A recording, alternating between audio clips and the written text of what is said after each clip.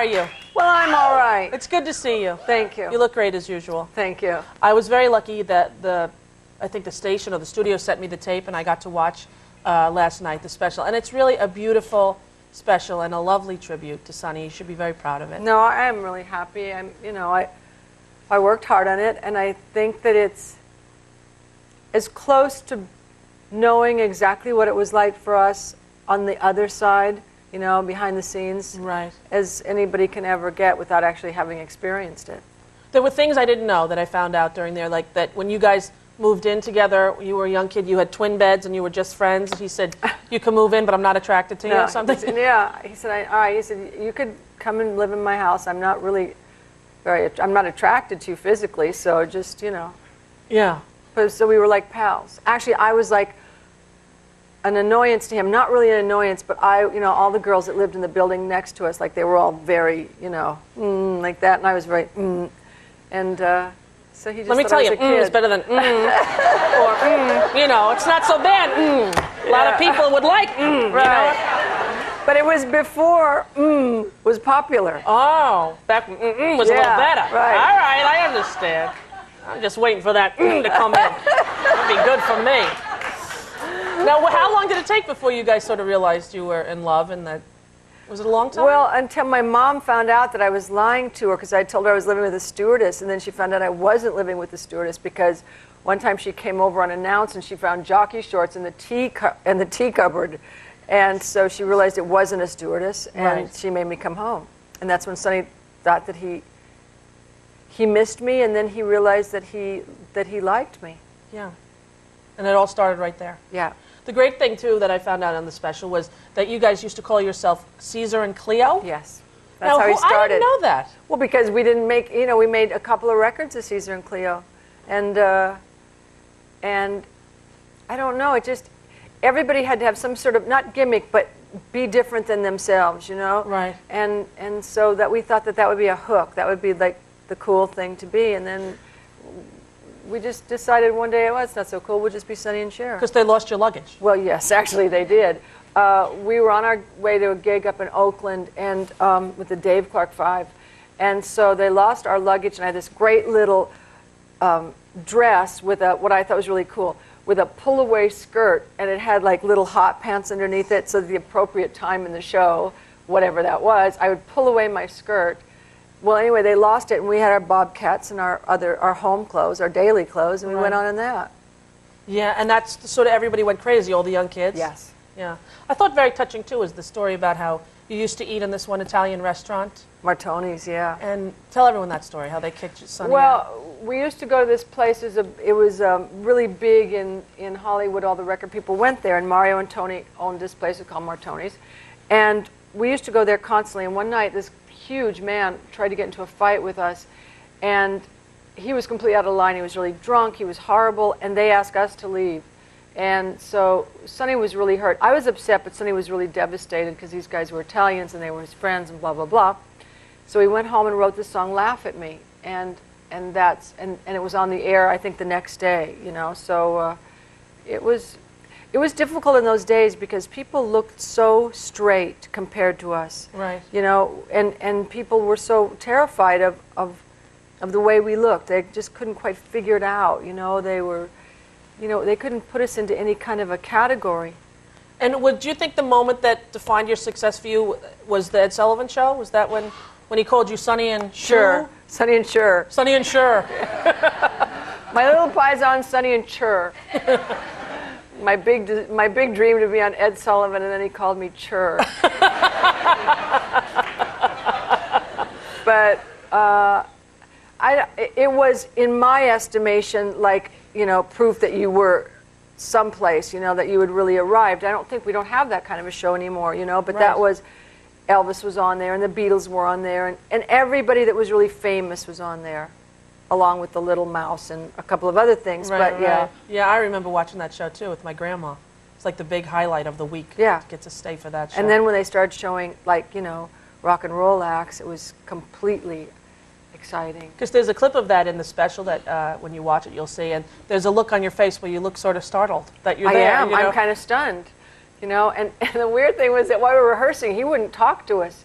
he just kind of looked at us like that, you know, and wouldn't even come near us. But then when the camera was rolling, he was really nice, you know. But Sonny and I were terrified of everybody in that position at that point because everything was much more separated. If you were in TV, you were in TV. If you were in films, and if you were on, you know, if you did music. So, and they nobody could figure out. They didn't like the way we looked, but they knew we would bring in viewers. So they just used to wheel us on, wheel us out, get them out of here, and that was it. It really is a wonderful show. It's Sonny and Me, Cher Remember. It's on Wednesday at CBS. We're going to talk more about it when we get back. Don't go away. More with Cher.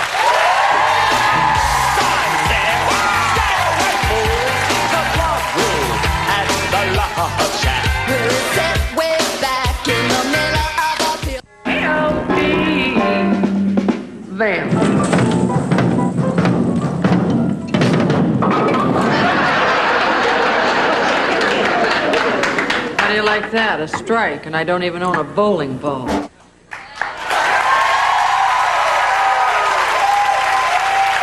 I was watching last night with about 8 of my friends, all around my age in their 30s, and that part came on, and everyone in unison started singing, "She was a tramp, a gal, man up." It's so funny how it comes right back to you. Absolutely. The part that I was missing in the special, I have to say, my favorite, the, you know, boy, we're in a pickle. Pickle! Well, we do have it. We just didn't get to any kind of food. But Sonny's eating a huge salami, and I came in with the apple, with the caramel apple. Yeah. I don't remember what Tony Curtis was eating. He was Detective Fat. I know. Yeah. And I was. Well, sweetheart. Yeah. No, but there was another skit too that didn't have Detective Fat in it. That was just you guys bouncing around, wasn't there? Yeah, but it was every episode there was some, you know, storyline, and we'd be trying to find something. There'd be a detective or there'd be whatever, and then they'd go, "Oh, this is a fine kettle of fish." Fish!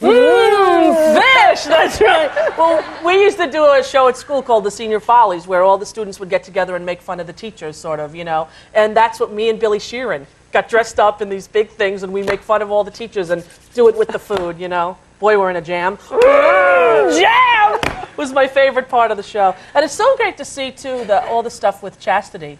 I know, it's so sweet. It's so sweet. When she's sitting on the vamp thing singing my song, I just can't believe it. And then she goes, she was so cute. And it was interesting, too, how you talk about how that's what she wanted to do. She didn't want to go play with kids her age. No. She wanted to come to work and to do that. Was that a hard decision for you at the time, or just? Well, I tried to put her in school a couple of times, but she hated it, you know? I mean, she just didn't like kids very much. And I think it's because, well, when she was born, we took her on the road when she was 6 weeks old, and she just was around the musicians and all that. And then when we started doing the Sonny and Cher show, see, for her, it seemed like a game. You dress up in funny clothes, and you know, Daddy runs around in a Superman outfit, and you know, and that's for her that was her reality. Right. So she wanted to be a part of it. You know, she just wanted to be hanging out there. One thing that I didn't know that I learned from watching the show was that you guys each had your own series after the show, after you got divorced. Yes. I didn't know that. How long did they run? Well, I don't know how long Sons ran, but mine I think only ran a season and a half. And then you... Then I asked him to come back. Yeah, you called him up and said, "I know we're divorced, but let's do that show again?" Yeah. And what did the network think? What are you, nuts? Well, no, I don't know what they thought. You know how networks are. You can't even ever know what they're thinking. Right, that's true.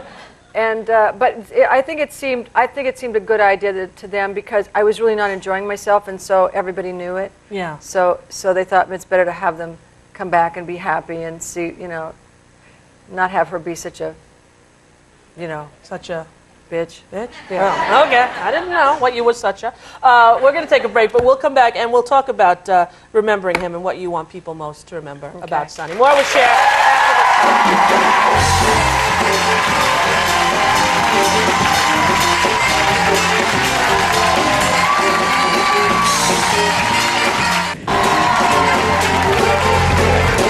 Sonny and Me, Cher Remembers Wednesday on CBS, and it really is a wonderful, touching tribute to him. It really is. It's funny. I mean, it's very funny, and I think it runs the complete gamut as far as I can tell. No, it's the truth because it is, you know, a heart-wrenching thing when someone dies so young and tragically like that, and especially an entertainer, and everybody feels connected in some way. But the great thing is, for the first part of it, you're just laughing and remembering how great it was. But the ending, I have to say, we were all crying. It really, it really got us. It must have been very difficult for you to get up and give the eulogy and do it really so heartfelt and brilliantly, but it must have been painful. It was. I mean, you know, it's like, I mean, I've never been close. I've never had someone so close to me die, like someone where it really kind of stopped me in my tracks and just kind of brought me to my knees. And I just think that you just don't know what happened. You don't know what's really happening. You're moving your feet and you're opening your mouth and all that. But I think it's just the strangest experience. It's like when you're in an automobile accident and everything's happening very slow and very fast at the same time while your senses don't function properly. Do you feel it's changed your perspective at all? Because I think it's life-altering when you lose someone close like that. I think so. I think that it has made me feel that you should make sure that all your relationships are in order and no one has, that you don't stand on any kind of false pride or he said this and she said that. You know, to make sure that if anyone's really important to you, you let them know, and I think that's one of the most important things. To learn. How would you like people to remember Sonny, if you could choose? Well, as a very multifaceted man, a man that was really intelligent, who liked to put on a Superman suit and go swish, swish, swish. I mean, who wasn't afraid to do that, who was really funny, and a really good father, and who had been a really good husband, too.